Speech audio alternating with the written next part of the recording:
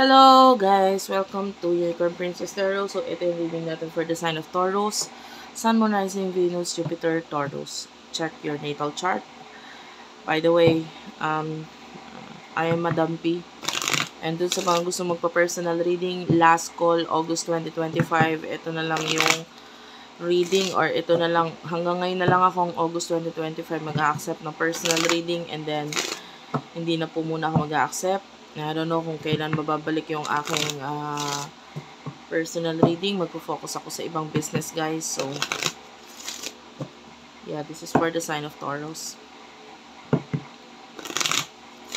Kung gusto mo magpa-personal reading, Madam P, doon ka mag-message sa aming Facebook page. Very soon is here. Pwede magkapalit-palit ang roles. Depende sa nangyayari sa'yo. Marriage. And you do have here, wedding pala, sorry. Codependency, okay.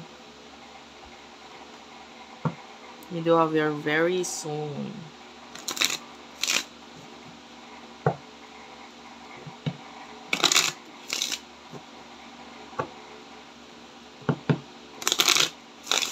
For some of you, with a very soon, may mga importante kang kailangan gawin. And you need to finish this. You need to finish this task. Kasi nakikita natin, magbibigay ito ng success sa'yo, guys. Pero of course, kailangan mong tuunan ng atensyon, ng pansin. Okay? A lot of people is nakikita natin, meron akong particular person pala, sorry. A lot of you guys, nakakita tayo ng particular person who is malayo sa'yo. Pero ito, iniisip ka talaga niya eh. And this person is being obsessed with you.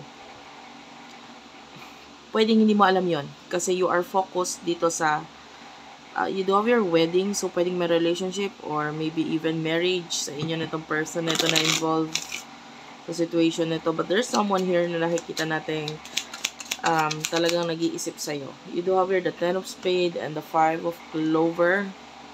7 of Spade is here. For the sign of Taurus, 3 of Clover and the Queen of Hearts. Okay, yung iba sa inyo, you might be in a relationship, pero panay away, puro gulo. And then, itong relationship na to, pwedeng mag-lead siya into separation. Kasi parang hindi na siya, or ikaw ito na gusto talaga na magkaroon na ng separation. Kasi, lagi na lang ganun eh. Parang ganun. Parang ang hirap, nakakapagod. And with the 3 of Clover and the Queen of Hearts, itong person na to, nakikita natin, this person miss you, the old version of you. Yung karelasyon mo. Nakikita natin, nagkakaroon ng pag-aaway dito, pero, yung pag-aaway na yun, para sa kanya, is just challenge eh. And hanggang, this person hindi siya nawawala ng pag-asa na magkaroon ng, new beginning sa connection ninyong dalawa. Sa inyong dalawa, ikaw yung mas nakikita natin, mas pursue, or mas pinupursue yung end ng relationship. Kung baga, mag-away tayo, sige, maghiwalay na lang tayo, parang ganon. Ikaw yung mas nakikitaan ko na ganon kesa dito sa person na to. You really want to release the person. And, part of you is, I feel like connected with the past. Pwedeng may past person or may another person in mind. Pero hindi naman lahat, hindi lahat.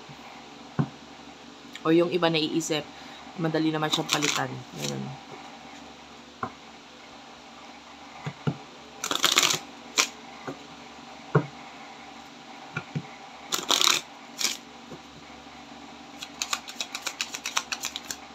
We do have here the Jack of Spade and the 6 of Spade. Yeah. The 5 of Spade is here.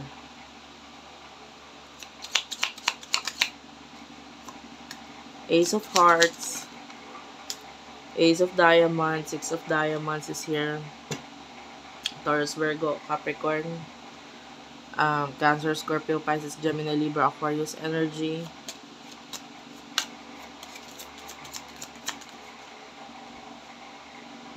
Keep an open mind. Okay. passion. Love yourself. First is at the bottom of the deck.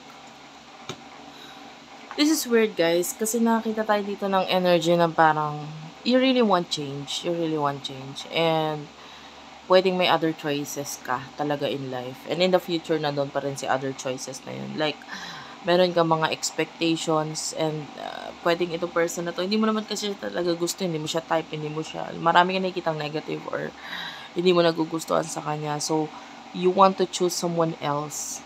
And it's just that alam mo na mahirap pumili ngayon hanggat naka-stay ka pa dito sa relationship, sa connection na ito with this person. The Jack of Spades is showing to me as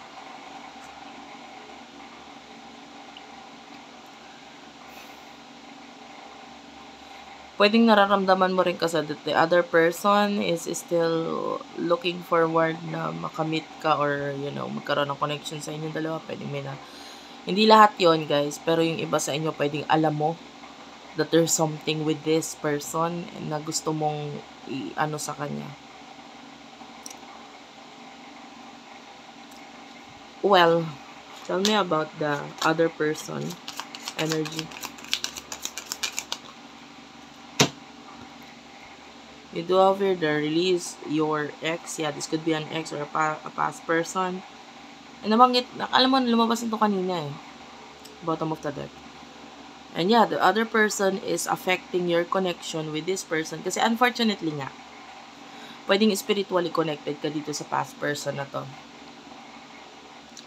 And then, this person is obsessed with you. And may mga times, naiisip mo pa rin siya kasi kaya mo siya naiisip, iniisip ka rin kasi niya. So, yun yung nakaka-apekto kung bakit napakadali para sa'yo i-cut off itong person na to na nakikita natin with a passion. Mahal ka nitong taong to. Mahal ka nitong person na to. I mean, lalo na kung may marriage sa inyo. Kaya niya pinakasalan kasi mahal ka niya. Kung ano ka, kung ano yung magiging ano ka or what. This person is always by your side. Ipoprotekta ka niya or poprotektahan niya kung ano yung feeling niya para sa kanya or kung ano yung mga bagay na this person wants to give you everything. Attention, attraction. This person is really attracted to you. Honestly, naaawa ako dito sa person na kakonect mo na isa. Kasi,